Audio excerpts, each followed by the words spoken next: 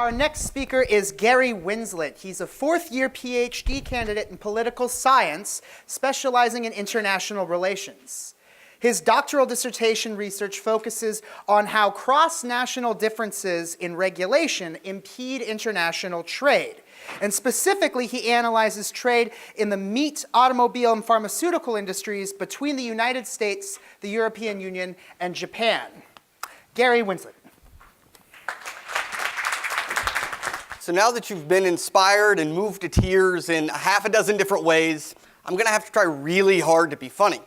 The problem is, my topic that I'm going to speak on is trade regulations, which most people think are really boring, like super boring, like a C-SPAN marathon after a double dose of Ambien level boring.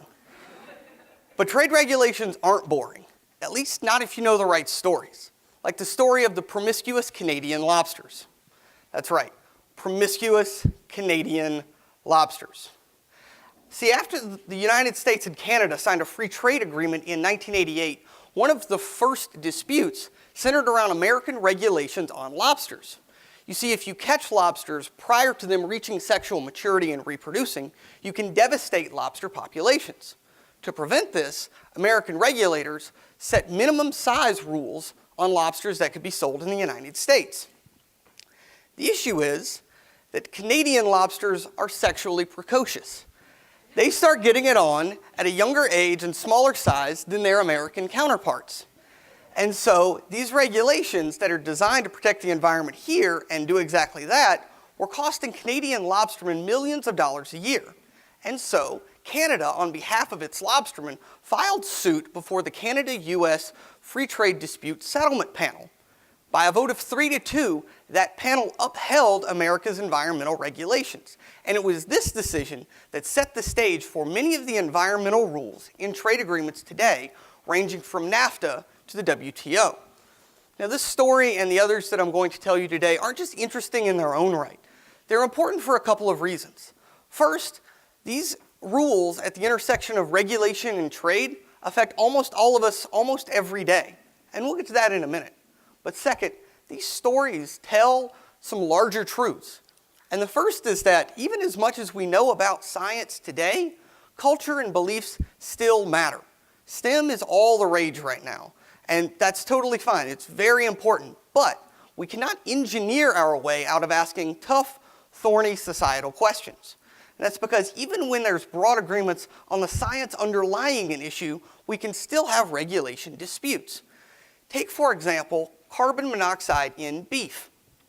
For many years, US beef producers were losing a lot of money because in grocery stores, consumers would bypass packages of beef that, though still perfectly safe to eat, had lost their bright red color that people associate with freshness. So one way to alleviate this was to inject beef with carbon monoxide. In 2002, the FDA approved carbon monoxide use in beef for this very purpose, and there are no requirements that beef treated with carbon monoxide in this way be labeled as such. Now, it bears noting that carbon monoxide, when ingested in this way, cannot be harmful in the way that it can be when you inhale it. Still, the issue is that this carbon monoxide makes beef retain its bright red color long past the point at which it has spoiled. Consumer groups are upset about this rule because they believe, I think pretty persuasively, that this practice could allow consumers to eat beef that is spoiled, and that could make them very ill.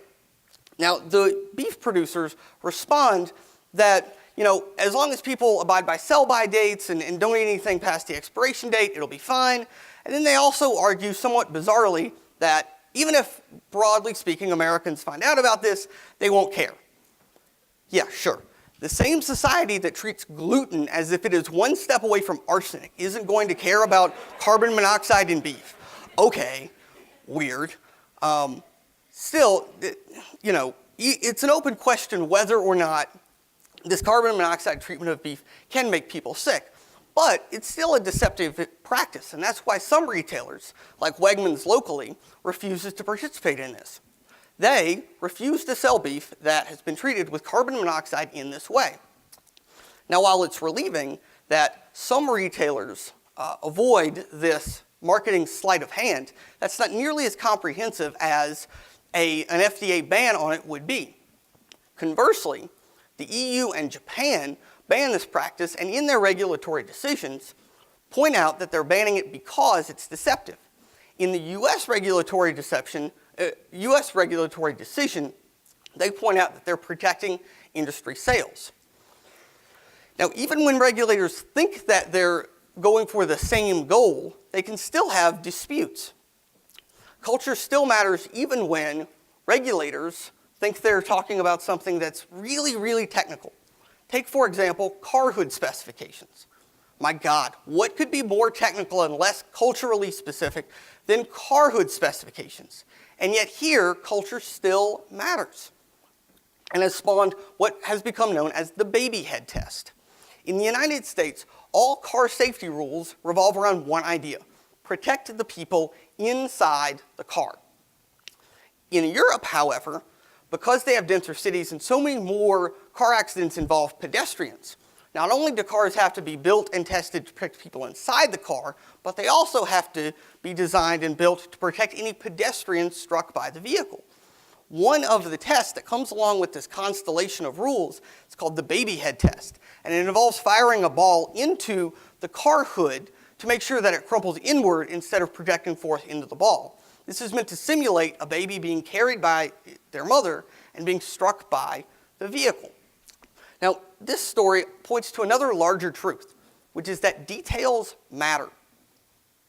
We often love to extol grand ideas, and really that's what universities are for, and that's great. But if you really want to understand a subject, there's no substitute for diving into the details and really learning all of the nitty-gritty things that go on within that topic. Not only does it create a knowledge base, but it also can encapsulate and demonstrate grander conceptual points. So take, for example, the difference in how cheese gets rated in France versus the United States. In France, if a cheesemaker wants to put its product on the market, they take their cheese before a board of cheese experts. And these cheese experts taste the cheese and give it a rating. Sounds pretty reasonable, right? I mean, how else would you rate cheese other than by how it tastes? Well, in the United States, we don't like a process this subjective, and culturally, we can't stand listening to snooty boards of experts. And so we prefer to use objective measures.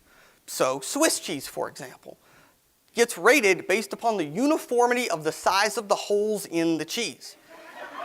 If you can make your holes in your Swiss cheese exactly the same in every block, you get an excellent rating, even if your cheese tastes like latex.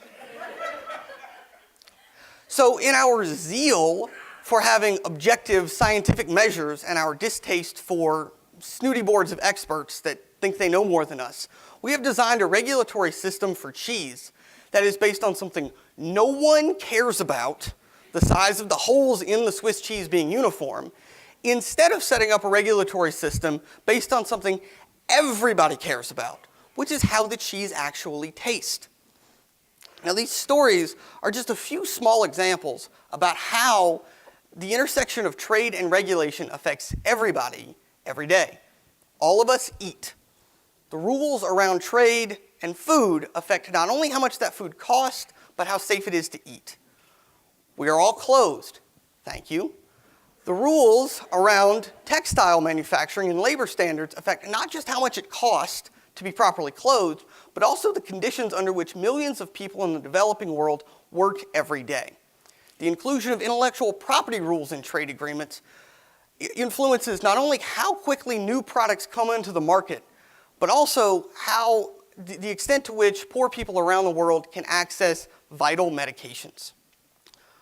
These barely visible rules that almost nobody knows about affect pretty much everybody, pretty much every day. But not only are these stories sort of interesting in that regard, but I hope that they've made three bigger points. And the first is that details matter. Grand conceptual thinking is wonderful. We should celebrate it. But we should also celebrate not just being in the clouds, but getting down into the weeds and really understanding the details of various topics. The second thing I hope it shows is that culture matters. We're entering a scientific age that we can all barely imagine, but that's not going to sort of allow us to get around some of these tougher cultural, societal questions. And finally, and perhaps most importantly, I hope it shows that no topic is preordained to be boring. Any topic can be fascinating if you choose to be fascinated by it and delve into it deeply enough that you find those really cool stories, like the promiscuous Canadian lobsters. Thank you.